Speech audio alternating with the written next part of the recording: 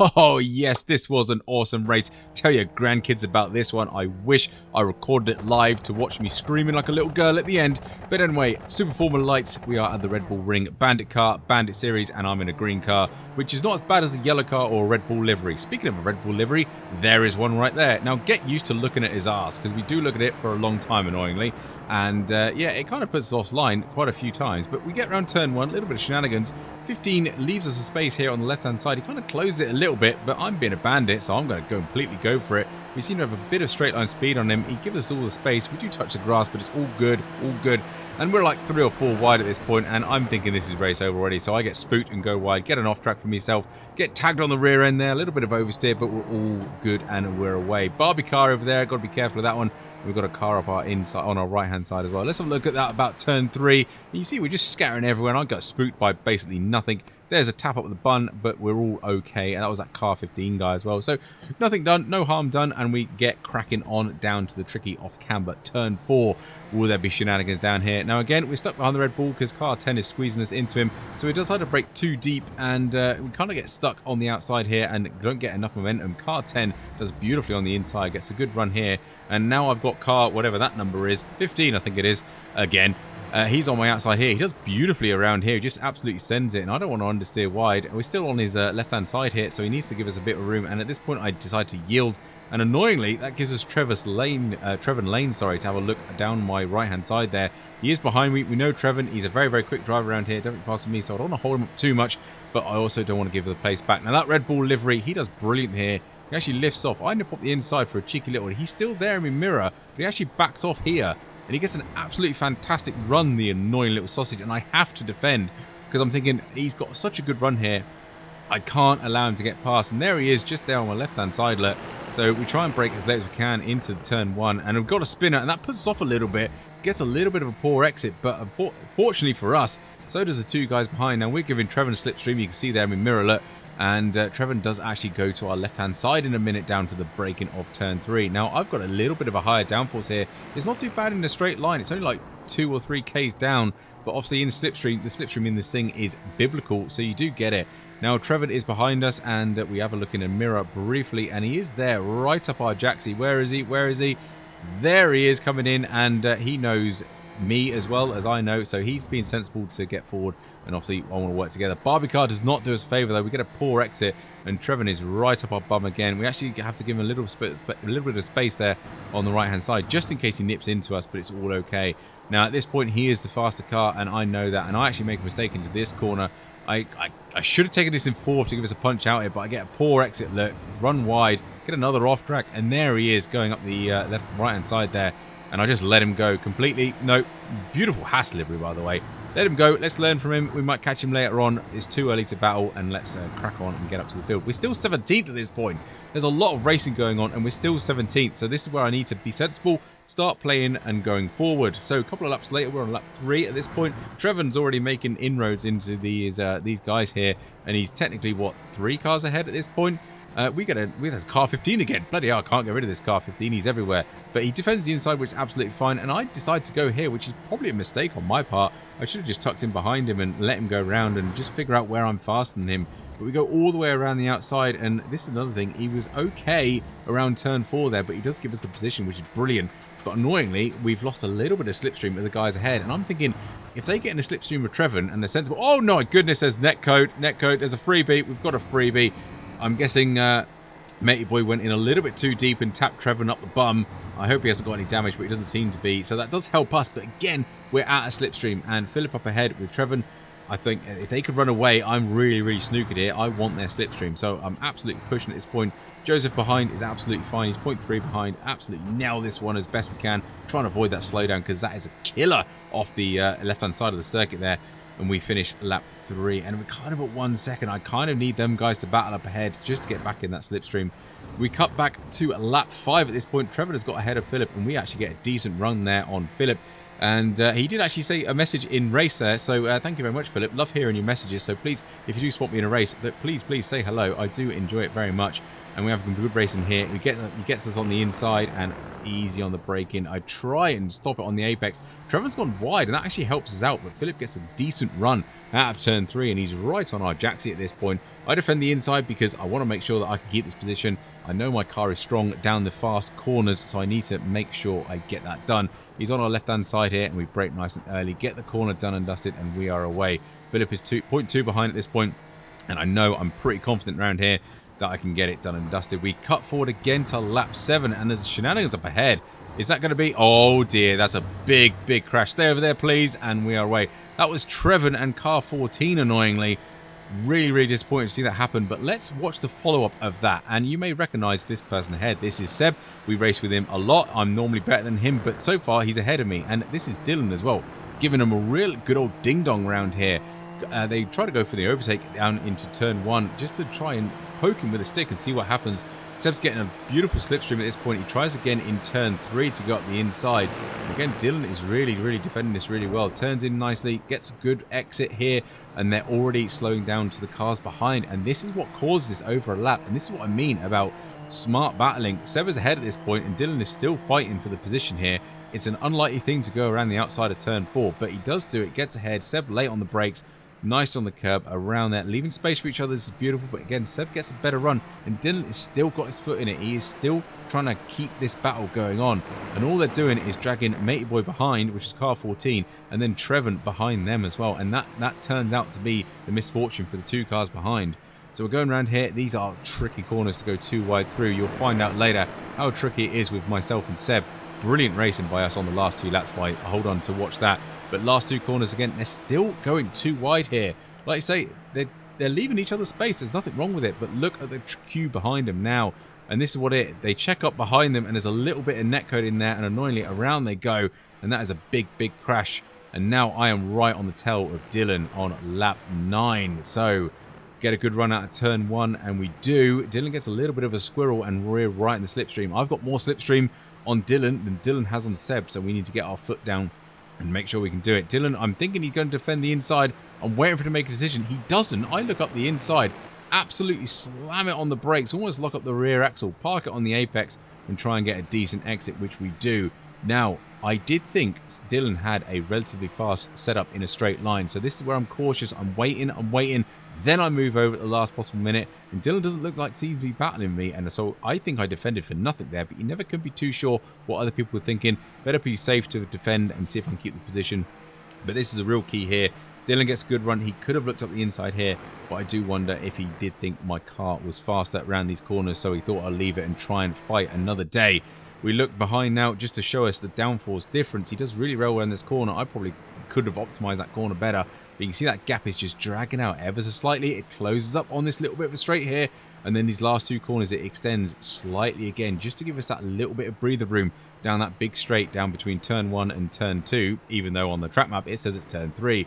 But there we go. I'm surprised that wasn't a slowdown. Spoiler alert about slowdowns, but we cut back to lap 11 now, and Seb is fighting Simone here, and again they're having a good old ding-dong, and I get a fantastic run in the slipstream. Simone notices it, goes to the inside here, and I wanted to trigger the spotter, but didn't have enough legs in this car, so bide our time, be sensible, don't do anything in the last 2 corners because it is dangerous. Try and get a good run. Now at this point I do get a good run, and I'm in slipstream. Again, I'm closer to Simon than he is to Seb. And I just trigger the spot here just to be like, you know what, mate? I am here. Be cautious. I am coming for this position, mate. I want it. Good exit here out of turn 1 is what I need. A little bit of riding the off track over there as well on that sausage curb. Not ideal. I think we're on 7x at this point, which isn't great for this race considering my safety is 1.8. And he is squeezing us into this corner. That's absolutely fine. I'm picking up a little bit of slipstream from Seb. Brake as late as I dare. And I think I go in a bit too deep at this point. But I do get a relatively okay exit. I'm matching Simone on the acceleration here, but annoyingly he has the inside at turn 4. Again, Seb is giving a slipstream, which is really helping me pull alongside and get level with him. There he is. We have a little bit of a glance over. I try and brake as deep as I can, but again, that fudges my exit here. I'm still trying to de-accelerate the car and control it, and that's where Simone gets the corner. And at this point, I've got to be sensible. I don't want to lose any more time to Seb, and I don't want to lose any more time to the cars ahead. It's a long, long race. We're only just got 12 minutes left of this race now. Need to be sensible. But then all of a sudden, this corner, I absolutely get it perfect. I no idea what I did difference, but look at the run I get here. Particularly on the second phase when we changed to 6, it's really chugging along. And I've got to go for it at this point. I've got the run. I've got to go for it. I know I can hold the inside line here around here. I've got the downforce to do it. A little bit of a twitch there through the mid corner, and we're okay. Now, annoyingly, I've got to be careful. Simone is in my slipstream at this point, and I need to run away. I need a perfect turn 1. We're checking our mirrors there. He is there. 0.3 behind. I hope I can do enough on this corner. We brake as late as we dare, get the corner and get on throttle. A little bit of a slide. It wasn't an off track that time because we're still on 7x, but we still hold that 0.3, 0.4 gap. He is coming, but I'm just hoping I've got enough momentum out of turn 1 to beat him to turn 3. That's 0.2. That gap, it is coming down. We check the mirror again. He's close, but he's not close enough. We brake as late as we dare. Park it on the apex. Now I think this overtake is done and dusted, and then I spot car 19. We just have a glance at our mirror there. He's still there. But this lap car is going to hurt us, unfortunately. We are hunting down to turn 4, and I'm praying this car sees us and gets out of the way. He doesn't at all, and unfortunately, we meet him on exit. We get a good apex, and there he is. Look at that. We have a little bit of a touch. It's a 0x, but annoyingly, that puts Simone right on our Jaxie. There he is on our right-hand side. Look, unfortunately, we are still ahead at this point, so we can take this corner on our racing line and try and run away again. That gap's up to 0.3 already, just for one corner. Time to run away, Mr. Dibden. Time to run away.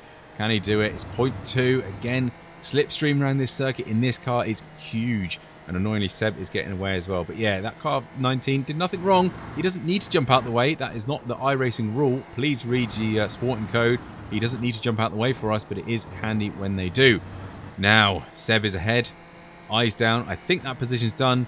Let's go catch Seb.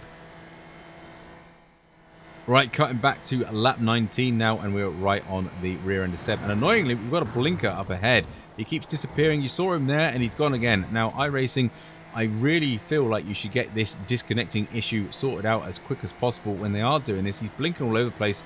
You can see on the relative, he's coming in and out, And we actually had a conversation here, me and Seb decided to let me go so I can poke Matey Boy with a stick and see what happens. Now, at this point, I'm thinking, well, where the hell is he? I can't race this guy. Look at him. He's all over the place. In and out, in and out. Again, it's not Patrick's fault, but it is awkward to race. And at this point, iRacing did kick him back to the pits. We got a notification during the race. He is now gone. And annoyingly, Papaya rules means I need to let Seb back through because he only let me through to have a battle with Patrick. And now he's gone. So we let Seb back through. Now we've got 2 laps to have some fun with ourselves. We've got 10 seconds up to Julian ahead. We're not going to catch that in a few laps, are we? And we've got 4 seconds behind to Simone. So this is what you've been waiting for. This is what iRacing should be. If you leave space, be sensible, and you can race someone you can trust. I hope Seb's not listening because his ego is probably going to get a lot bigger. But this is the fun time now. This is what we're going.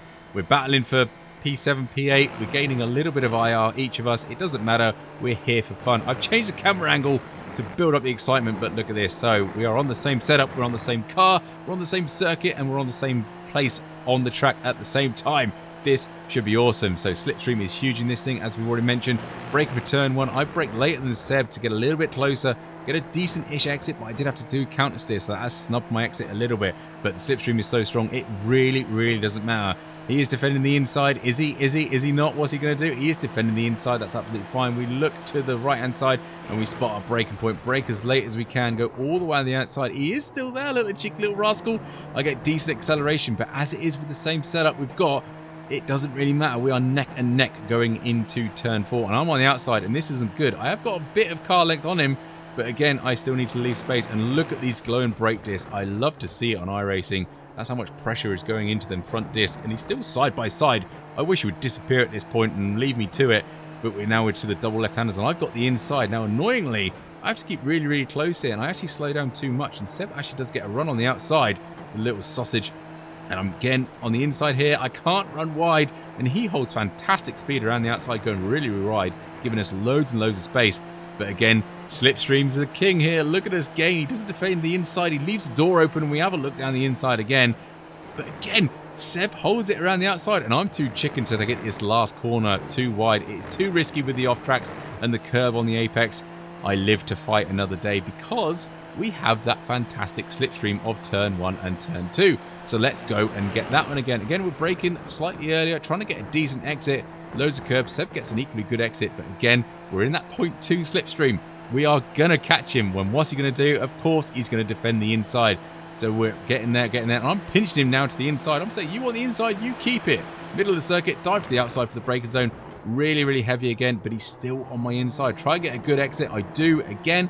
But this is deja vu. We've done this before. We can't get this done, so I need to be more aggressive. So I'm pinching him down to the right-hand side of the circuit to try and narrow his line through turn 4 as best I can. Get left open up the corner, try and run the speed all the way around the outside, but he's still there. We've got 2 cameras on. We've got a chase cam and a Seb cam, so you can see what's going on. He gets a good exit. In this one, I actually do really, really well here. I carry the speed through the corner, and I actually get a nose ahead of him at this point. But annoyingly, Seb's already proven the outside of this corner. If you get it right, it can work fantastically. And again, he's still on my right-hand side, the little turd. And we are really accelerating as best we can. I'm trying to get side draft and everything. I can't get rid of him. And we're going too wide for the last corners. I give him loads of race. I tried doing his thing about just carrying the speed around the outside, and we do it. And again here, keeping on, just about keeping on for an off track and a slowdown. And luckily, we're still going. Now, at this point, we realise it's the last lap, and I am in the worst position because Seb has the slipstream now down to turn 3, and this is really crucial. I get a good exit, but we both fudge it up and run wide, and he is 0.1 behind me at this point. There is nothing I can do apart from defend the inside as early as I can. I'm confident on the brakes. I can park it on the apex at turn 3. This is my plan. Look at the overspeed he gets on the left-hand side there. I know I can brake later than him, and I just absolutely stand on the brakes, get it parked on the apex, get it rotated. But the little sausage, again, he just goes around my outside, and he's got a fantastic run down the left-hand side. I really despise him for this, and he's got a Fernando Alonso livery on. Didn't realise that when I was racing him. I should have punted him. But hey-ho, braking zone for turn 4. He gets a good braking zone around there. Hope I can hold the inside and keep the acceleration going. We match acceleration on exit, and we come into the double left-hander. Now, I'm on the outside of this one, so I don't like it. I can't do it, so I go for a switchback. I get it timed quite well. Unfortunately, I can't do anything because I'm on his tail already, and I should not have gone for this move here. This was my mistake. And at this point, I am thinking the race is done. I've fudged it. We're racing for P5 somehow. Someone's had a falling off. But look at the slipstream at this point. I have to send it on these last 2 corners, and I do. He gives us loads of space, gets a good run around the outside. You see him there gaining, but I'm still next to him. He still leaves me room. That is absolutely fantastic. He's gone wide. I've gone wide. I give him space to come back on. We are neck and neck. Oh, what happened? Oh, no.